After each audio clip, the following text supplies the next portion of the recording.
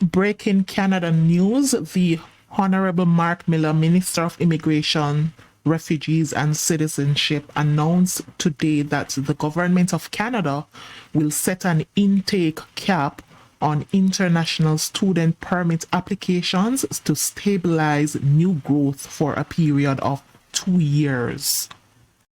It's unacceptable that some private institutions have taken advantage of international students by operating under-resourced campuses, lacking supports for students, and charging high tuition fees, all the while significantly increasing their intake of international students.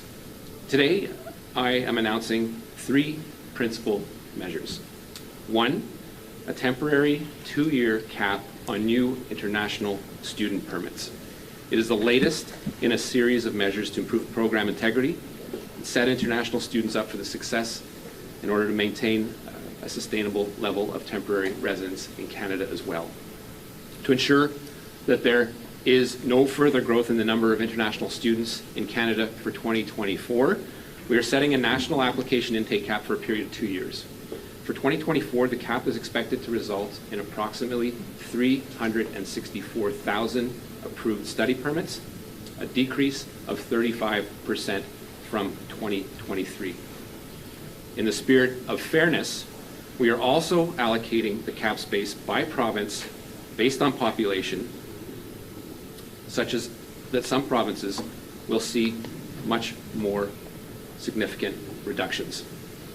We'll continue to work closely with those provinces and territories to put these measures into place, as they will be responsible for determining how the cap is distributed between its designated learning institutions that they have jurisdiction over.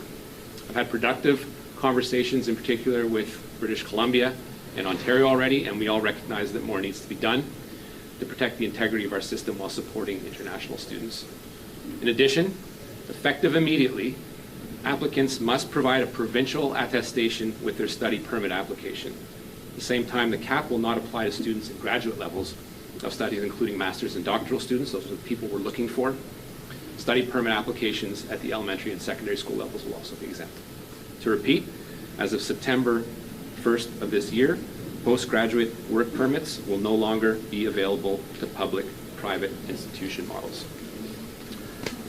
Thirdly, in the coming weeks, we'll be announcing that open work permits will only be allowed and be available to spouses of international students enrolled in master's and doctoral programs, as well as professional programs such as medicine and law. Spouses of international students enrolled in other levels of study, including undergraduate and college programs, will no longer be eligible. To be clear, the cap will not apply to applicants within Canada looking to extend their studies, as it wouldn't be fair to prevent someone from finishing the program, nor will the cap have an effect on study permit holders currently in Canada. These temporary measures will be in place for 2 years, and the number of new study permit applications that will be accepted in 2025 will be reassessed at the end of this year. This is the document that was published, and let's just quickly go through it just to concretize what we have just heard on video. So Canada to stabilize growth and decrease number of international student permits issued to approximately 360,000 for 2024. International students enrich our communities and are a critical part of Canada's social, cultural, and economic fabric. In recent years, the integrity of the international student system has been threatened. Some institutions have significantly increased their intakes to drive revenues, and more students have been arriving in Canada without proper supports they need to succeed.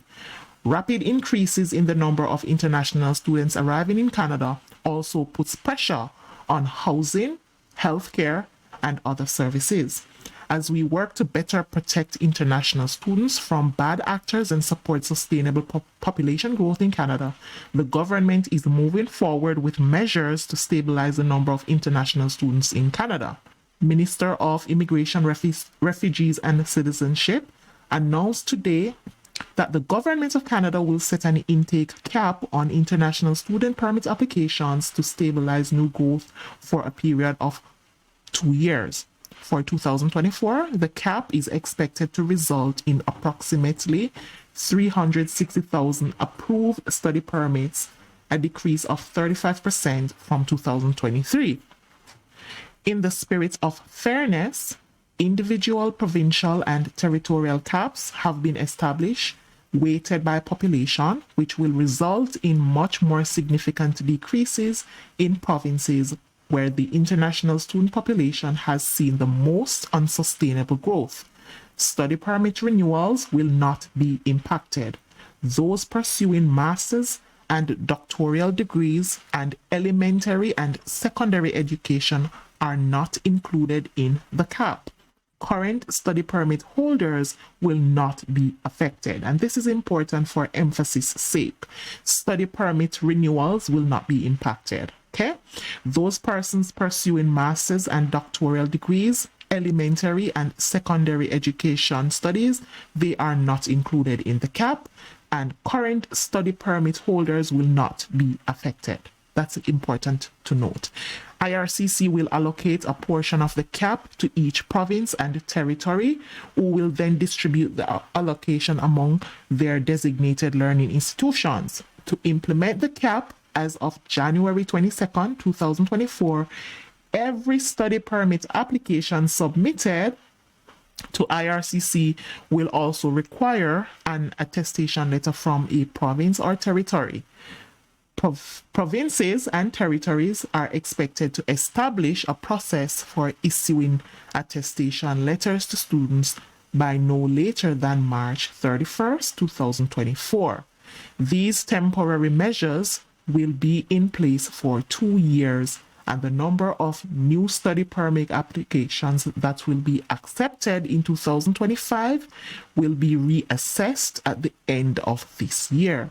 During this period, the Government of Canada will continue to work with provinces and territories, designated learning institutions, and national education stakeholders on developing a sustainable path forward for international students, including finalizing a recognized institution framework, determining long-term sustainable levels of international students, ensuring post-secondary institutions are able to provide adequate levels of student housing. Now, here are some very, very important updates. In order to better align the post-graduation work permit program, we are changing the eligibility criteria. So the post-graduation work permit program was afforded for students who would have studied in Canada. Subsequent to their studies, they would have been eligible to apply for a post-graduation work permit that would allow them some Canadian work experience that can help them to transition to then applying for PR status, that's permanent resident status. Now, they're saying that the eligibility criteria will be changed, and listen to the changes. Starting September 1st, 2024, international students who begin a study program that is a part of a curriculum licensing arrangement will no longer be eligible for post-graduation work permit upon graduation. So it simply means that a lot of students who probably wanted to go to Canada in this program will be reconsidering if their ultimate aim is to get a PR status in Canada. So this is where they would now qualify what this is. So under curriculum licensing agreement, students physically attend a private college that has been licensed to deliver the curriculum of an associated public college. All right, so those institutions, that is what qualifies that. It's a private college that has been licensed to deliver the curriculum of an associated public college. So if you choose to begin a study program under that arrangement, you are not going to be eligible for a post-graduation work permit.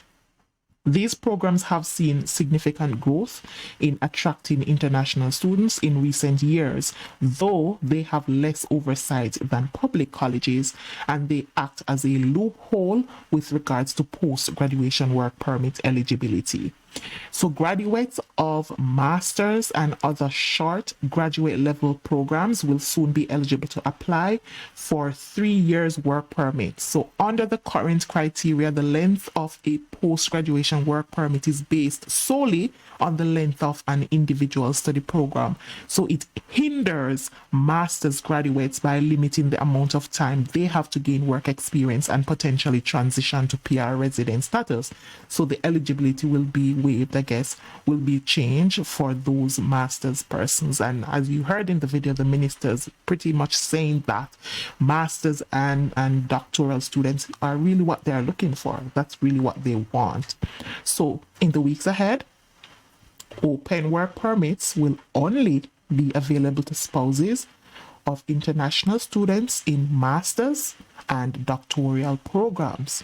The spouses of international students in other levels of study, including undergraduate and college programs, will no longer be eligible.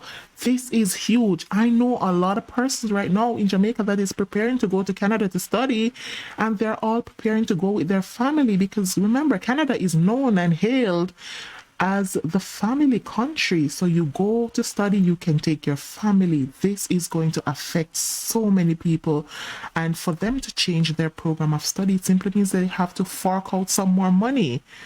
Wow, this is major. The important measures announced today complement other recently announced reforms to the international student program. Taken together, they aim to ensure genuine students receive the support they require and have the resources they need for an enriching study experience in Canada, while at the same time stabilizing the overall number of students arriving and alleviating pressures on housing, healthcare, and other services in Canada. So I like to take the information directly from the source. I know a lot of persons do give their opinions on things of concerning Canada, but I like to give you the information from the source so people can know and hear it from the horse's mouth. All right, so this is a publication by IRCC. This is huge. I know this will affect a lot of students even in Jamaica right now as they are preparing and getting prepared with their families to study in Canada. This will undoubtedly affect them and their plans going forward, because right now if you are not in the master's program or the doctorate, or you're doing a doctoral program, then the eligibility will be removed from those students who are just doing an undergrad study or just a regular college course. And this is major news, guys, and I do ask and encourage that you share the information. Do give me a like, and this will help the information to reach a broader cross section of people. That's how the YouTube algorithm works. This is a new channel, and therefore I have to rely on you guys who are watching to help my channel to grow. And I do thank you in advance. I'll continue to monitor the Canada news, Canada affairs, US news, US affairs, and I will also be monitoring UK news and UK affairs regarding immigration policies, processes, procedures, because those are places that a lot of persons do immigrate to.